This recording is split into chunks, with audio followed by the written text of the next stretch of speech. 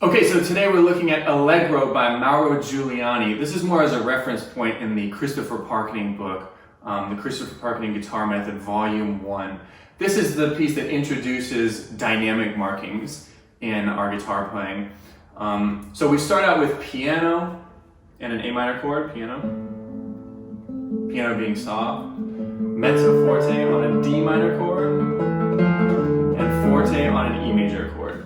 Now, guitar is notably difficult to do dynamics on, so changing volume on guitar is very hard. I recommend when you have piano, so when you have the dynamic marking piano or soft, play really soft. So on guitar, it's already a soft instrument, and our forte, often when compared to, say, a piano, is the instrument of piano. When compared to another instrument, our forte is actually quite weak or quite soft. So you got to find out what your forte actually is without overpowering guitar. If you go too hard, you're going to get those buzzes. Be loud, but not with an ugly buzz sound. Right? So that's kind of the ceiling. That's where I can really drive the guitar.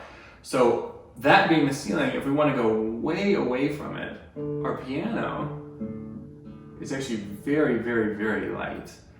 Almost difficult to notice light. Like you should be wondering if people can hear you. But I promise if you start a piece going,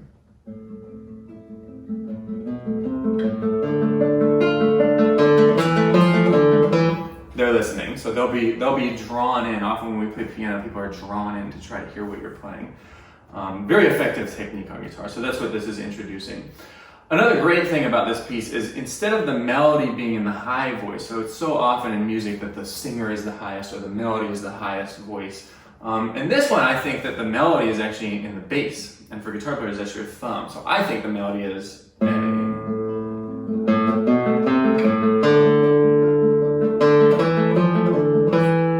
Right? So I think much more than, here's the top voices.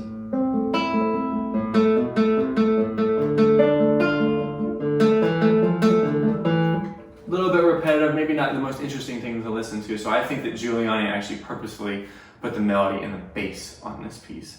So when we're talking about bass, we're talking about thumb technique, and an important part of thumb technique and any right hand technique in guitar is the idea of preparation. So you always prepare before you have to play the note, especially when it's trading off. So this sort of gesture,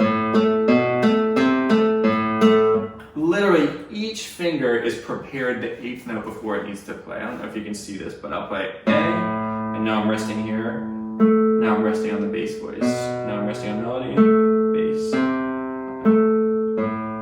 So there's this trade-off of preparation. So you're always mitigating your mistakes because you're always a little bit ahead of the game. That's true in any piece that you learn, but in this one is a great time to really start thinking about right hand preparation. So in other words, no two will be ringing at the same time in that measure. Always alternating preparation. So that's a quick and dirty lesson on the Allegro by Mauro Giuliani.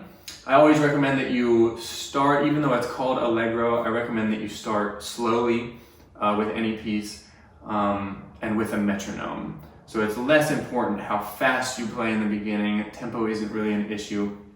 It's more important that you play accurately and you learn thoroughly and controlled.